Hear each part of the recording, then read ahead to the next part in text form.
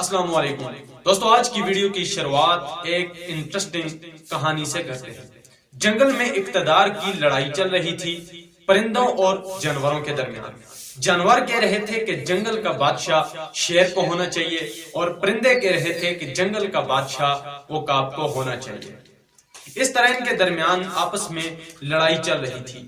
اسی لڑائی کے دوران ایک جانور چمگادڑ آیا اور وہ جانوروں کے پاس گیا، اور اس نے جانوروں کے پاس جا کر کہا کہ میں جانور ہوں، کیوں کہ میں اپنے بچوں کو دودھ پلاتا ہوں، میں تمہارے ساتھ ہوں، اور جنگل کا بادشاہ شیر کو ہونا چاہیے۔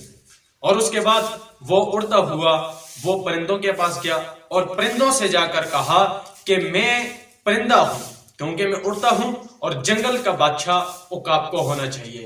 اور جب وہ دیکھتا کہ جانور جیتنے والے ہیں تو وہ جانوروں کے پاس چلا جاتا، اور جب وہ دیکھتا کہ پرندے جیتنے والے ہیں تو وہ اڑتا اور پرندوں کے پاس چلا جاتا۔ اس طرح کرتے کرتے کبھی وہ ادھر جاتا اور کبھی وہ ادھر جاتا۔ آخر کار اس اقتدار کی لڑائی جانور جیت گئے اور شیر کو جنگل کا بادشاہ مقرر کیا گیا۔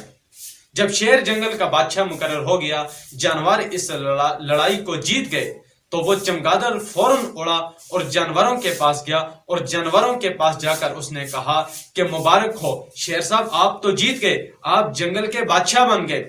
تو جانوروں نے اسے یہ کہہ کر نکال دیا کہ تم جاؤ، تم تو پرندے ہو، تم تو اڑتے ہو، تم جانور نہیں ہو، لہٰذا ہم میں سے نکل جاؤ، اور اسے وہاں سے نکال دیا۔ اور اس کے بعد وہ اڑتا ہوا پرندوں کے پاس گیا، اور پرندوں کے پاس جا کر اس نے کہا کہ انتہائی افسوس ہے، بہت دکھ ہے کہ ہم ہار چکے ہیں اور جانور جیت چکے ہیں اور شیر جنگل کا بادشاہ بن چکا ہے۔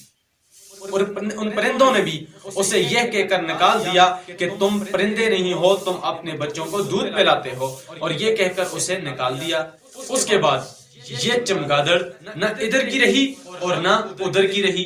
اس سے سبق ہمیں یہ ملتا ہے کہ آپ روزمرہ زندگی میں بھی دیکھتے ہیں کچھ لوگ ادھر کچھ بات کرتے ہیں اور دوسری جگہ جا کر کچھ بات کرتے ہیں، وہ نہ ادھر کے رہتے ہیں اور نہ ادھر کے رہتے ہیں، ان کی کوئی قدر و قیمت نہیں ہوتی۔ حدیث مبارک میں بھی آتا ہے کہ آپ صلی اللہ علیہ وآلہ وسلم نے فرمایا کہ قیامت کے دن بدترین جہنمی وہ ہوگا جو دوغلا پن ہو، یعنی جس آدمی میں دوغلا پن ہے، ادھر کچھ بات کرتا ہے اور ادھر کچھ بات کرتا ہے۔ دوستوں، ہمیں چاہیے کہ ہمیں بھی ایک ہو کر رہنا چاہیے۔